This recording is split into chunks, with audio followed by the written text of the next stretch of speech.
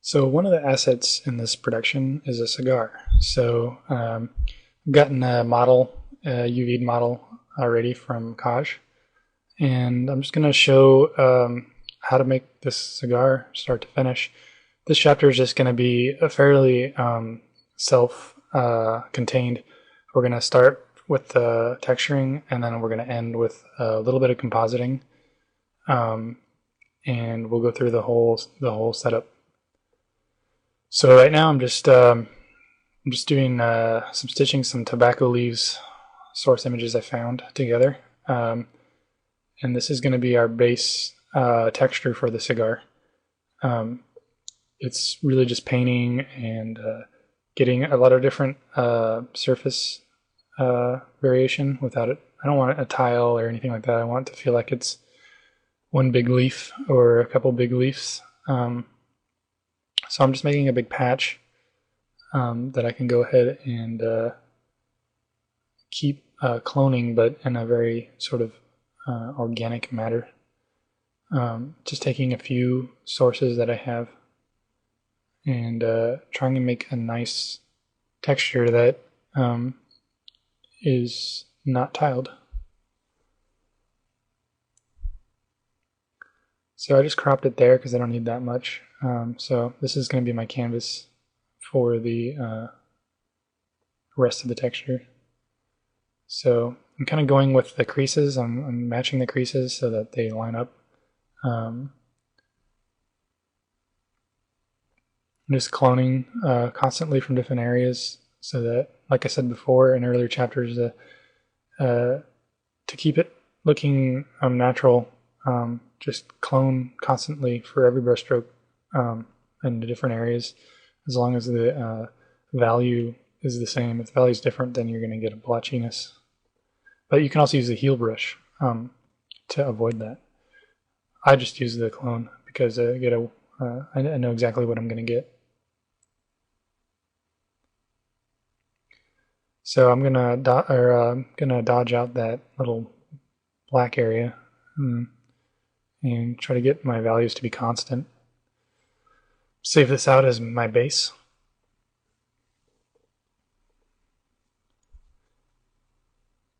And I'll try to get some of the shading out of there, but it's pretty much good to go. Now I'm gonna use body paint for a lot of this, just to kind of show that you can texture something pretty much fully in body paint if you want. I'm gonna bring in my base texture that I just made into here. You can see how it looks. It's looking okay. The model is very simple. It's just a cylinder pretty much. Kaji V'd this for me. It's pretty basic. I'm just going to paint out this seam here from the wrap.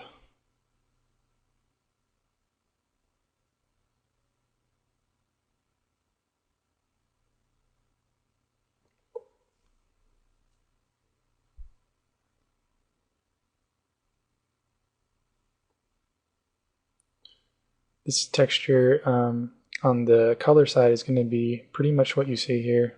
We're going to go in to do some custom painting on the end, but everything that we see here is pretty much good to go. And we don't really need to come back to it too much. It has a good surface quality. We'll clone some of this just so that we have the same hue across the board. But it's really not going to be that texture. It's just more of something to be the base. So just based on that, we'll just clear that seam out.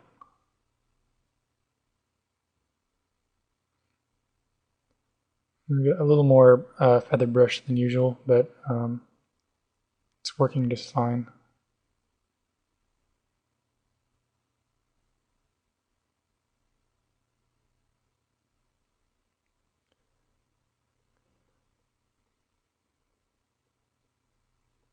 There's a couple shots that involve this cigar, so including a close-up shot. So we don't probably need to do this much detail, but we're just doing enough, doing a little more than needed, because in production, that if you have the time, it's really good to do, because oftentimes they'll ask you to do something that isn't very detailed and that can be quickly done and or whatnot.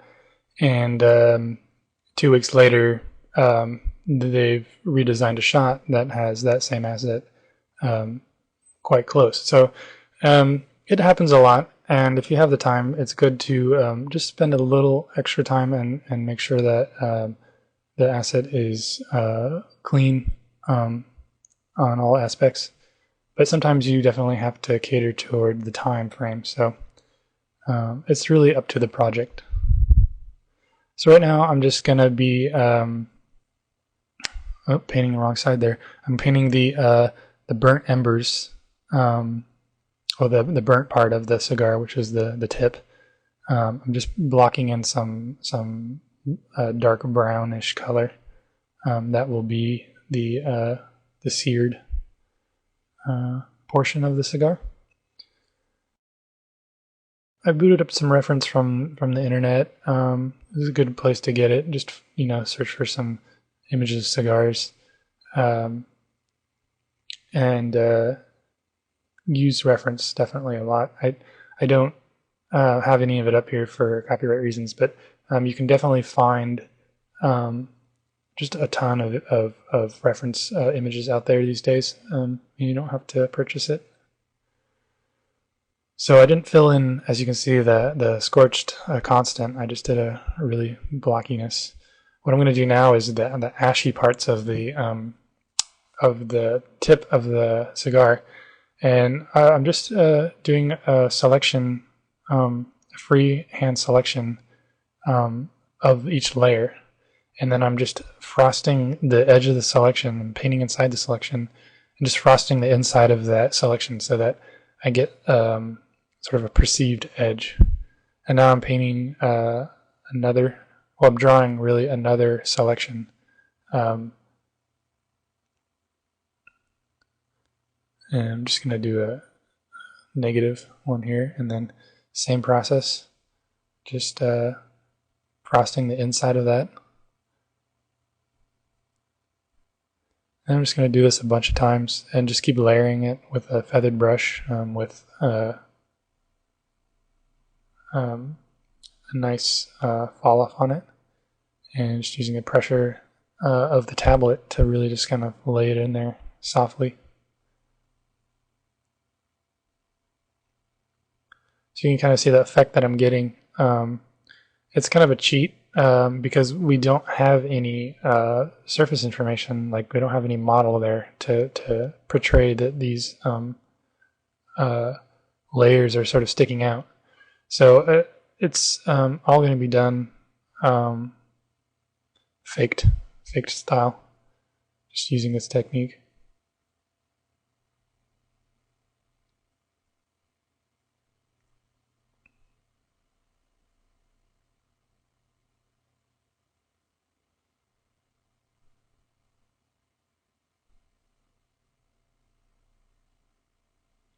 So I'm constantly just checking the, since I'm painting in here instead of Photoshop, I'm able to check the 3D version whenever I like, which is a nice bonus for painting and in body paint. Obviously you don't have the image manipulation features that you do in Photoshop, but if you're just painting and you're not worried about little things like that, it's good to do it in here. And you can do it all in layers and manipulate those layers as you see fit. This kind of texturing I wouldn't definitely not do in ZBrush. ZBrush is more of a organic painting process, and it's really awesome for some stuff. But to have this amount of control and rigidness that body paint has, I can't do that in ZBrush. It can be done, but not as fast and not as accurately.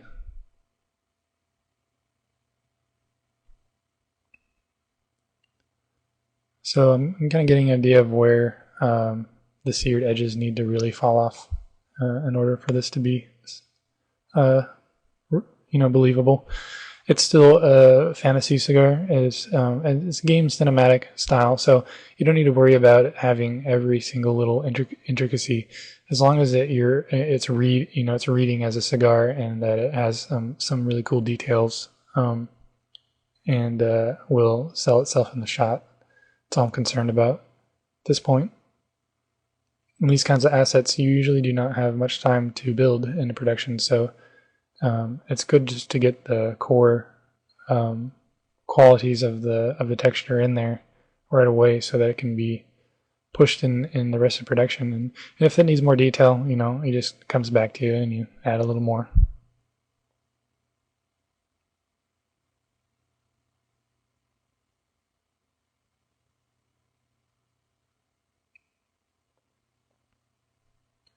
Just gonna add more little embers here, or not embers, ash, and then keep layering it. It's working so far, so I don't need to worry about exploring any other options. I think I'm just going to go with this and keep adding it on there. I don't want to get too much in there, or else it's going to end up looking not like much of anything. So all the little ones I'm adding, I'm just doing the very edge.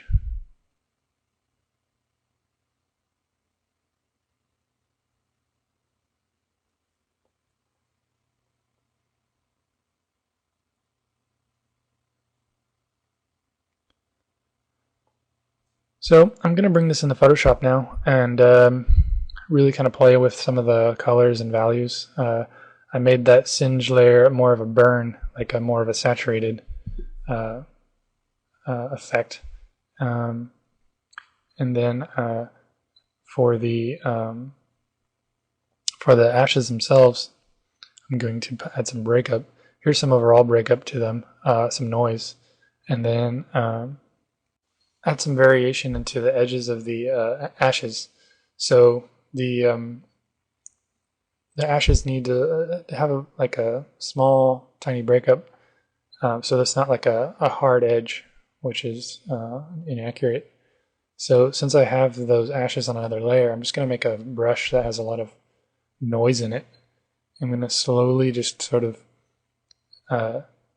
brush stroke those edges so that they're not constant. I'm just using a layer mask for this, so that if I go too far, I can bring it back. And this is pretty subtle stuff. It doesn't need to be super accurate. We're just getting rid of some of the harsh edges, so that it looks like it's falling apart.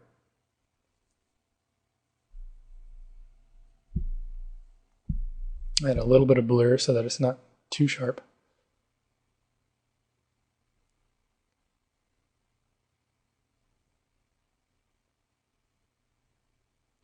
I'm going to do the same on the sides. Just quickly doing this, it's not anything that needs to be extremely accurate.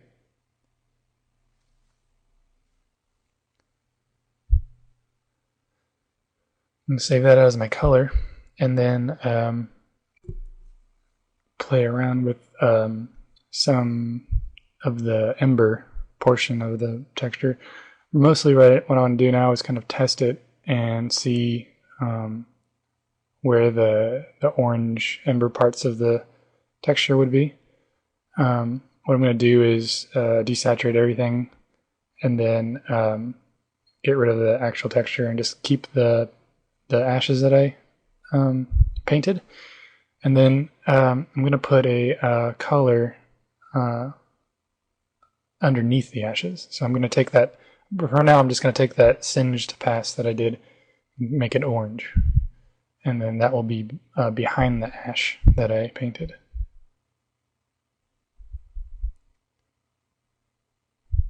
So I'm just going to try to make this actually orange here.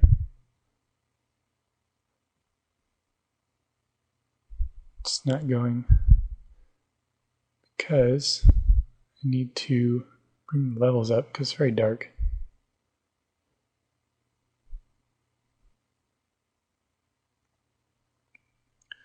put it on normal. And then, so I'm gonna make this some sort of drastic color. So I can kind of see where the embers would show up. They would be directly behind the ash, just like that. So in order to isolate just that, I'm going to take the ash layer that I did and multiply it on top so that basically I'm getting rid of any of the portion that is ash. So it's almost like an inversion of this ash part. And then I'm darkening it way down so that I'm getting just the core part of the ember right here.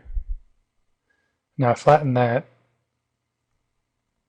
and I'm just gonna make this extreme. Bring the levels way in.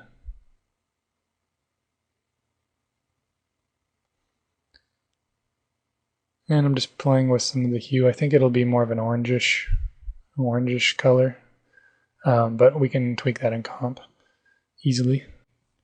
So now I'm just going to test that out. Just kind of want to see how that responds to the color map. So I'm going to save this out as a matte. I'm going to change the matte later, but for now it's going to have some color information because I want to see how that orange plays with what's in the color. So I'm just going to open the color map again.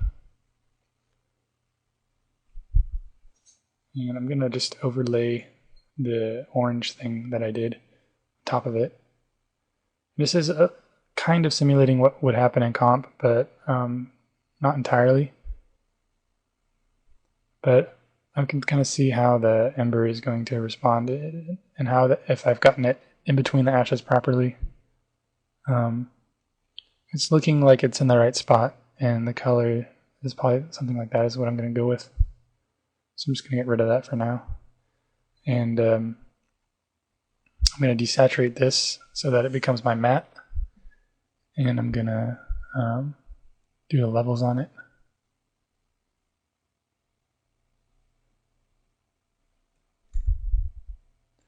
So what I want to do now is go ahead and desaturate this and make a bump map out of it. I don't usually do this color maps into bump maps, but for this it's just fine. It'll work just fine.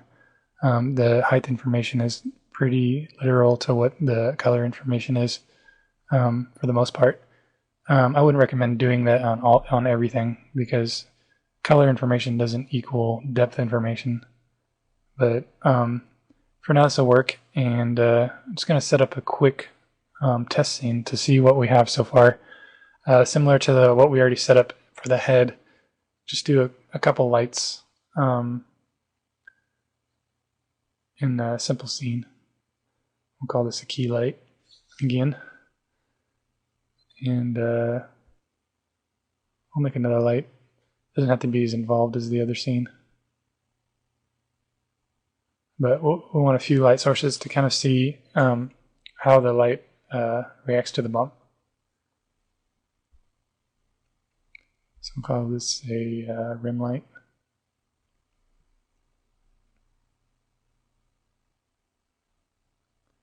Give it sort of a blue hue.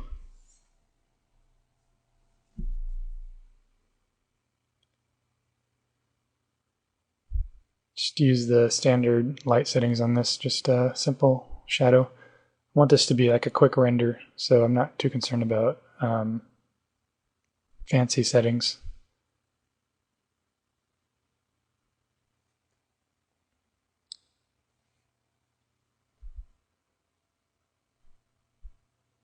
So I'm going to turn on some of these features for Nexus, and then I'm going to set my render settings. We'll throw in Final Gather for fun. It's going to be a quick render, it's just a cylinder. And we'll create an environment real quick. This time I'm just going to use a texture. This is a good, easy way to do preview. You can just make it like a gray so that it adds a little bit of gray into the shadow areas.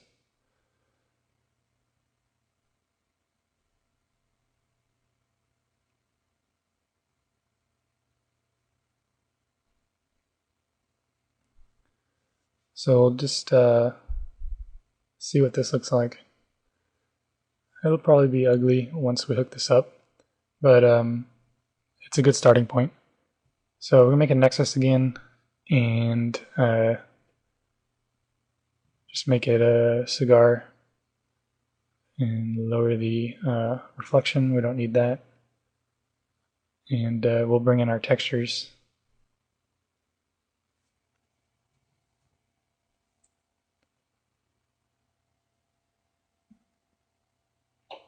We'll find our color map, load that in, turn off the filter.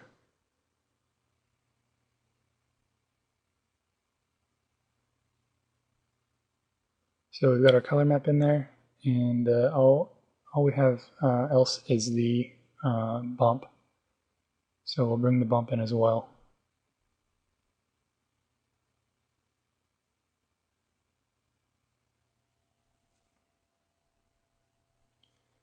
The setup for these scenes is pretty much the same on most occasions.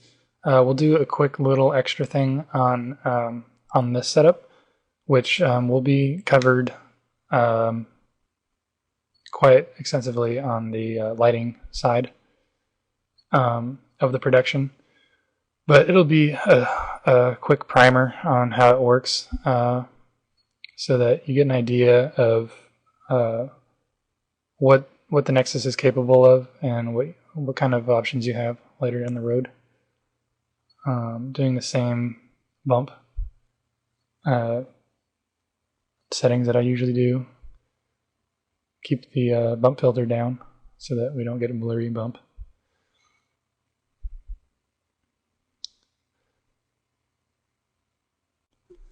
So I'm going to render this and see what it looks like.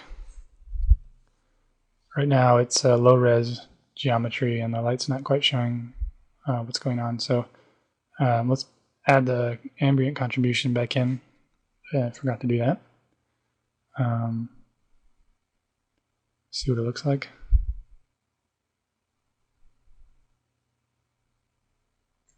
There's a little more ambient, but it's still, we're not seeing a whole lot. So I'm going to crank the bump up. It's a little too smooth.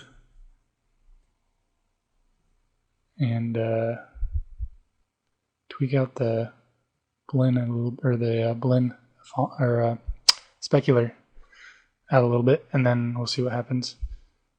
So it's looking a little better, but still can't see what's going on really. And it seems like our seam is on the top. So I'm going to tweak the lights so you can kind of see a little better.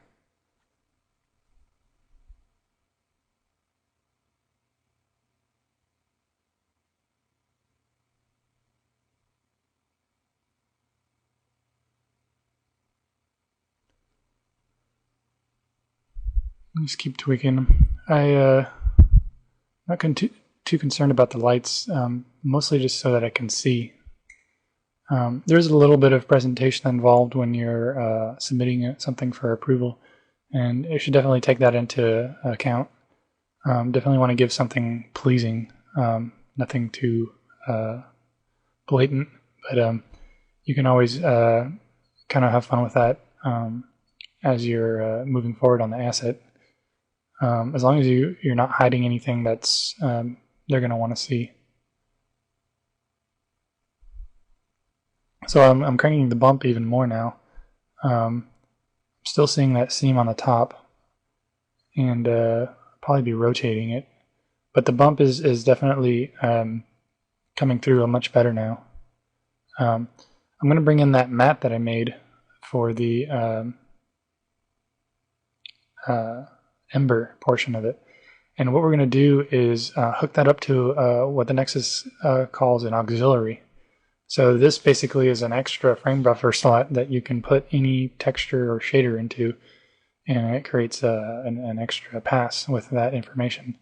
So the sole purpose of that matte that I made was to be able to control and comp the ember that the cigar emitted, so that when it's animated and stuff like that, it can be all controlled in the composite without it being in the actual texture. So I'm painting out the parts that I missed here, which are outside of the ember area.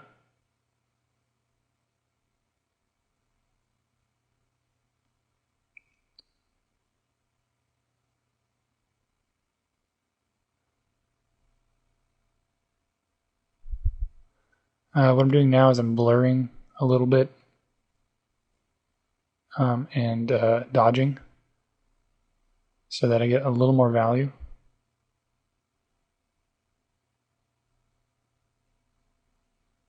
Okay, so this simple render that I did, I've basically done the same output as I did on the head. Same concepts here, adding all my passes. But I wanted to show you guys how to take this auxiliary pass that I did and create a ember effect with inside the cigar.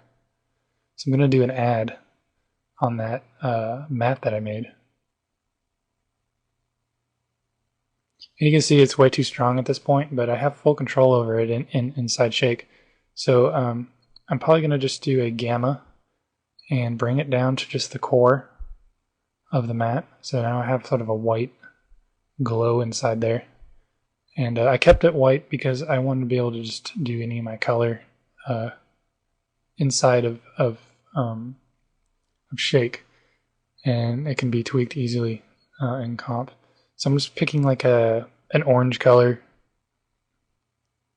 It can be any color. It could be more red if you wanted, but we're just going to go with this, and this kind of gives you an idea of what we can do with just a matte. It can be animated if he's smoking it, and if we want a little bit of from inside to out, we can tweak the gamma. So the gamma basically, if the core of the map is brightest on the inside, then it'll start to emanate from the inside out as you tweak the gamma. So just to put the little bit of finishing touches on this, we can go ahead and tweak some of these passes. But I'd like to do a almost like a glow on this. So what we'll do is we'll add, we'll dupe this out and blur it. But we want it a little brighter because we want it to, it's going to be blurred, so we're going to want it to be, have a little more information. Because when you blur it, it kind of gets rid of it. So I'm putting a little bit of blur on there, and then I'm going to add it back on top. And we get a glow. That's a little much, but it's all keyable. We can key all this stuff. We can add more blur, less blur. We can key the gamma of the glow. What I can do here is take the hue of the glow to be slightly different than the core glow. It gives it a little multi-layered look with different hues, and not just one hue in there, a couple different hues. And you could paint that into an additional map too, if you wanted to, and render that as another frame buffer. But that's the gist of it, and it's a very simple cigar. You could take this much further, but like I said, for this project, this is a kind of asset that you do very quickly, and you move on to the more important assets. But just wanted to show you guys how to do something start to finish using all the different tools.